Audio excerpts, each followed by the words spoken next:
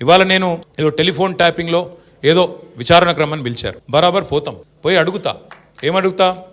ఏం తప్పు చేసింది మా ప్రభుత్వం అని అడుగుతా, ఎక్కడ తప్పు జరిగింది అని అడుగుతా. ఇవాళ వారు సమాధానాలు చెప్పాలి నాకు. గత 2 ఏళ్లుగా ఈ ఫోన్ ట్యాపింగ్ పేరిట ఒక డైలీ సీరియల్ మాదిరిగా, అంతులేని కథ మాదిరిగా లీకుల రూపంలో ఏదైతే మా వ్యక్తిత్వ హననం జరుగుతుందో దానికి బాధ్యులు ఎవరు అని అడుగుతా. ఎవరో హీరోయిన్ల ఫోన్లు ట్యాప్ అయినాయని మీరే ఒక 2 నెలలు నడిపిస్తారు డ్రామా. పోలీసు వాళ్ళు, కాంగ్రెస్ పార్టీ వాళ్ళు మీరే లీకులు ఇస్తారు, మీరే రాయిస్తారు, మీరే మళ్ళీ మీదికెళ్ళి మా వ్యక్తిత్వ హననం చేసే ప్రయత్నం చేస్తారు. ఇక వీళ్ళని బెదిరించిందట, వాళ్ళని బెదిరించిందట అని మీరే రాపిస్తారు 2 నెలలు. మళ్ళీ 3వ నెలలో మీరే రాపిస్తారు.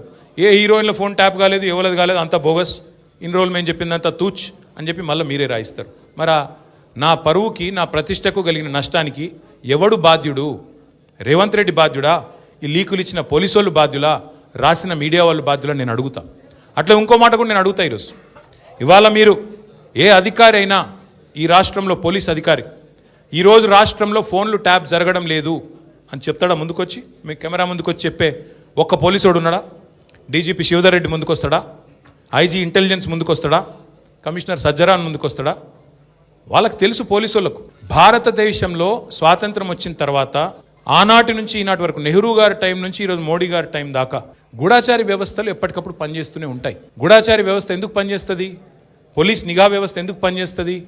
ఎవరన్నా ప్రభుత్వాలను అస్థిరపరిచే కుట్ర చేసినా, దేశంలో శాంతి భద్రతల సమస్య తలెత్తే విధంగా వ్యవహారం చేసినా, లా అండ్ ఆర్డర్ ఇష్యూ వచ్చే విధంగా ఏమైనా అపభ్రష్టపు పనులు చేసినా వాటిని నిరోధించడానికి డెఫినెట్గా పోలీస్ వ్యవస్థ తన పని తాను చేసుకుంటూ పోతుంది. 2015లో మన తెలంగాణ రాష్ట్రం ఏర్పడ్డ తొలినాళ్లలో మా ఎమ్మెల్యే గారిని ఒకరిని కొనడానికి ఒక దొంగ 50 లక్షల రూపాయల బ్యాగ్తో వచ్చి దొరికిండు. దొరికిన తర్వాత ఆ దొంగ మీద ఏమైనా నిఘా పెట్టిండ్రేమో పోలీసులు. మాకేం తెలుసు? మాకేం సంబంధం? పోలీసులు దొంగలు, వాళ్ళకు సంబంధం ఉంటుంది, మాకేం సంబంధం? మధ్యలో రాజకీయ నాయకత్వానికి. ఇవాళ వాస్తవం ఏంది?